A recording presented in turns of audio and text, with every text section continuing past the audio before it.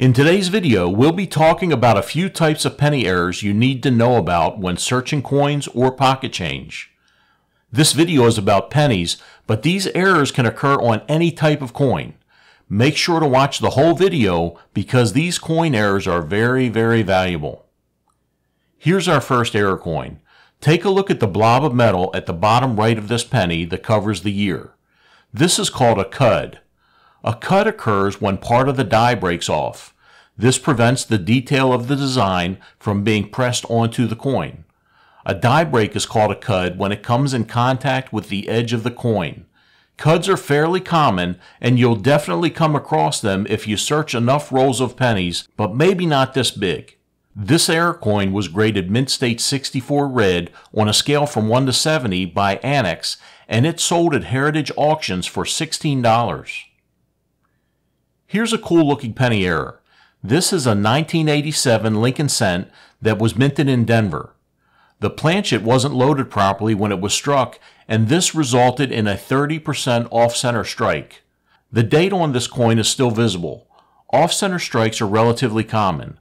There's no value in very slight off-center strikes. The more the strike is off, the more valuable the coin is. This error coin was submitted to PCGS for grading. It came back a Mint State 65 red and was put up for auction. This penny error sold for $104. Have you ever come across a coin that has the design struck into it more than once? We're not talking about a double die variety here. Take a close look at this penny. You can see the Lincoln Memorial and some other features of the reverse of the penny minted on the obverse or front of the penny. The back or reverse of the penny has some of the obverse detail, but it's not defined as well as the obverse. This penny was double struck after it was flipped over in the press. This 1969 San Francisco minted error penny was submitted to Annex for grading and came back Mint State 60. It sold at auction for $575. Take a look at this beautiful 1964 penny. You don't have to be Sherlock Holmes to know that there's something wrong here. This penny was the victim of a die cap error.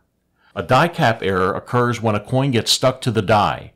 The coin will wrap around the die like a bottle cap to a bottle and will continue to strike coins until the capped coin is removed from the die.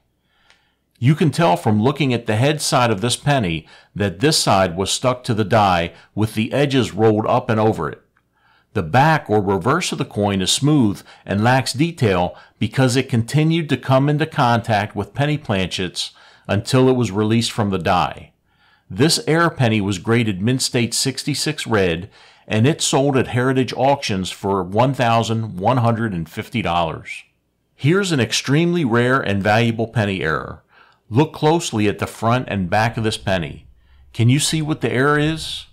You might be able to take a good guess because of the date of the penny, but you won't be able to tell what's wrong unless you know exactly what to look for and why. This is what's called a transition error. Sometime in 1982, the U.S. Mint replaced the copper planchet with a zinc planchet.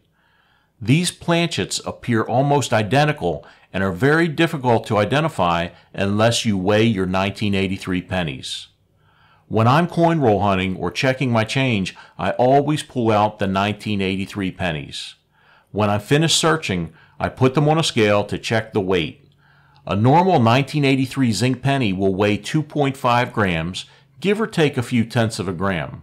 A 1983 copper penny will weigh about 3.11 grams. These errors are very rare and very desirable. This 1983 copper penny graded a disappointing, about uncirculated 55, but it still brought in over $16,000 when it sold at auction. Have you ever heard of the 1982D small date? It's very important to know the difference between the large date and the small date 1982D. If you want to know how to identify the difference and why it's important, take a look at the video to the left. Thanks for watching.